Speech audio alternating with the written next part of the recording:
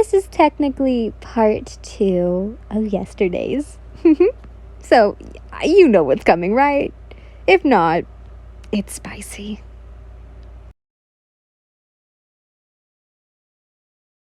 You really don't know how long you slept, but by the time you woke, it was completely dark out. You let your head fall back onto the pillows, ready to go back to sleep. But it was then you realized you were still naked and Kojo was gone. You sat up, looking around the dark room, the only source of light coming from the moon that shined through the window. You soon saw that the light from the bathroom was on as you heard the faint sound of water running. He must be taking a shower. You breathed a sigh of relief before getting up. You briefly hissed at the slight dull ache in between your legs and made your way over to the bathroom. "Ko?" you called out, knocking gently before sliding the door open just enough to peek inside. You spotted his silhouette behind the shower curtain and smiled. "Hey!" At the sound of your voice, he pulled back the curtain shower, revealing his bare form as you, and he glanced at you. Your face immediately reddened at the sight of his naked body dripping with water. Despite doing the deed just a few hours ago, the sight of your husband's body will never cease to arouse you. He was everything you wanted in a man: brave, smart, enthusiastic, caring, and gorgeous. You admired him with all your heart, and you knew he returned the feelings tenfold. "Oh, hey, my love." He smiles happily. "Sorry if I woke you. I didn't want to disturb you while you slept." "So sweet," you think as you stepped inside and closed the door behind you. You also saw his eyes lit up when he trails them up and down your own naked body. "It's okay. Mind if I join you?" you asked. Kojo grins. "I would be offended if you didn't." He motions you over. You giggle and step into the tub as he gently stepped aside to allow you room. You pulled the curtain fully shut and heard him chuckle as you faced away from him and tucked your head under the shower head, getting your hair wet. Soon you felt Kojo's hands rest on your hips. "Would you like me to wash your hair, my love?" he asks. "Mm-hmm." You nodded, feeling him pull away. You then quick glance over your shoulder, see him reaching for a bottle of liquid soap. Golden and red eyes met yours, and a soft blush tinted your cheeks as you turned your back to him. Then you felt his hands in your hair, gently rubbing his soapy hands around your scalp until it foams. Your head leans backwards as he did this. You sigh as his rough hands massage your scalp and caress your roots, being careful not to cause you any discomfort. Then he placed his hands on your hips and gestures you forward so the water could wash the soap away. "Hand me the soap. I want to wash your hair too," you tell him. Kojo nods, handing you the soap bottle as you circle around him as he ducked his head under the shower head for a moment, running his hands through his own dampened locks a few times. Once finished, he turned to face you and placed his hands on either side of your hips as he bent his head so you could easily reach. You really hadn't put into account that his eyes line was now on your breasts, but pay no mind as you gently ran your hands through his hair, untangling all the knots. Once you were satisfied, you lathered up your hands with liquid soap and ranked your fingers through his locks, scrubbing down his roots. You smile when he let out a pleasured groan pressed against you. "I can't believe your hair is natural, Ko. At first, I thought you just dyed it and go along with your flame of being a flame pillar until I saw Shinjiro-sama." Kojo gave a deep chuckle. Well, it's said that my ancestor ate a lot of temporas, which caused their descendants and even their own hair to become abnormal. You laugh slightly at this.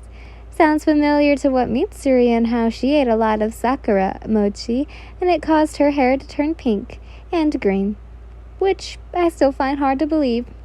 My family also has this tradition called kanarki, where women of the Rengoku clan would sit and gaze into a burning flame for 2 hours during their pregnancy every 7 days, he exclaims. Your eyes widen at this. Seriously? Yes, apparently this is what causes the men in our family to be born with flame-colored hair, he says. Well, and if that's the case, then I'm not going to stare at a flame for 7 days and burning my eyes for 2 hours straight when I get pregnant, you scoffed. You continue to scrub his hair, enjoying just the feeling of your fingers coming through his locks. However, Kojiro's mind was elsewhere as he stares longingly and lovingly at your body. Somehow the imagine of you being pregnant clouded his mind. He knew there's a chance you may be conceiving right now, since he'd already finished once inside you. He wanted to see your breast grow with milk and see your belly be round with his child. He could see it so clearly. Your belly swollen and round, your lovely breasts large and heavy, filled with milk, and your face growing radiant with joy, like a goddess of fertility and motherhood. Motherhood, I messed up. And of course, you'd be pregnant with his child, as of right now. Your body belonged to him, and only seed allowed to impregnate that body was his own. God, he was growing hard. The imagine was just too beautiful. You were just so perfect that he wanted to fill you again and again. He wanted to start a family with you, okay? Ko, you yelped while his hot mouth latched onto your breasts, leaving no time for you to scotch or brush him off. Your hands moved from his hair to his shoulders as his lips closed around your tit and tongue swirled around your nipple. Ko, please stop, you whimpered. The sound of him unlatching from your breast made you blush.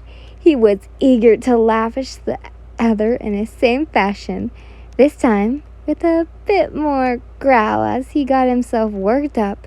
You gasped, feeling his eroticness against your thigh as he pressed against you.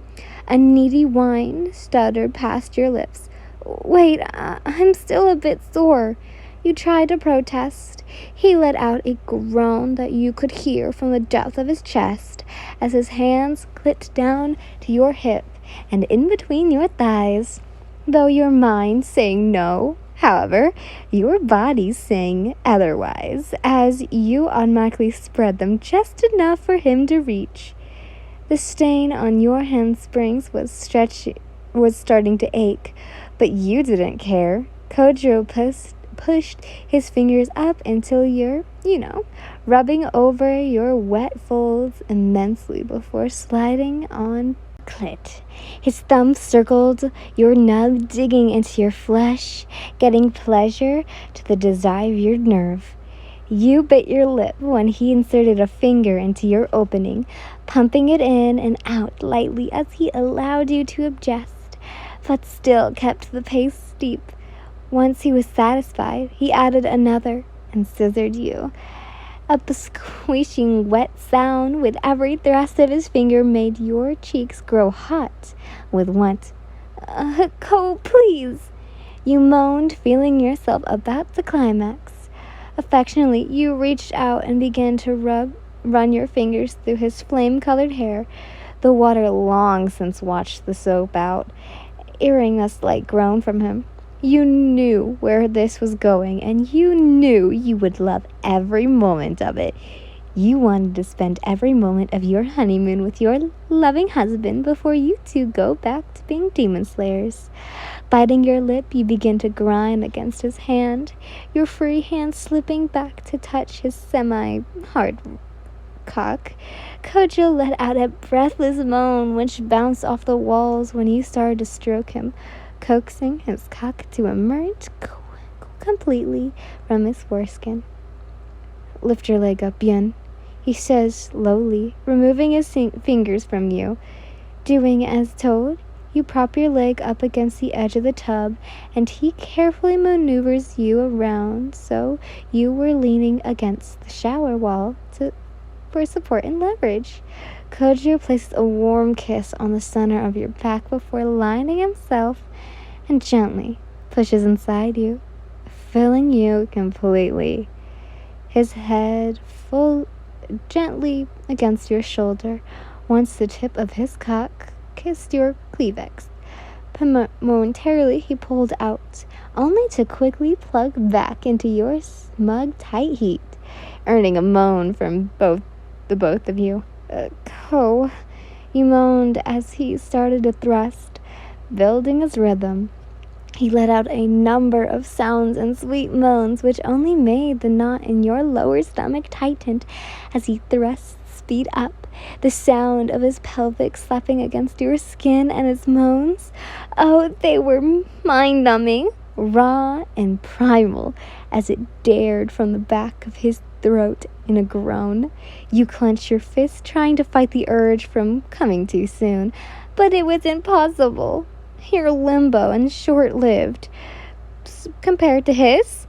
Your mouth hung open in a slight scream as your body trembled, every muscle in your body squeezed, only to be zapped as you came, your cunt cleavage around his cock, causing him to moan. Yun-chan. Fuck. Kojo groans and stood completely still as he let you milk as long as your body desired. A dull ache spread through your body as he pounded into you with reckless abandonment. I'm almost there, I promise, he whispered as his thrust into you, his heavy tentacles slap into your testicles slap into your skin. The pressure of being pinned between his body and the wall was starting to hurt, but you wanted him to finish too. The lewd noises of your skin slapping together mixed with the grunts and moans that left your mouth filled the room. Kojo fucks you nonstop as he leaned into you more. He would barely think straight at this point as the feeling of your walls clenching was becoming too much for him.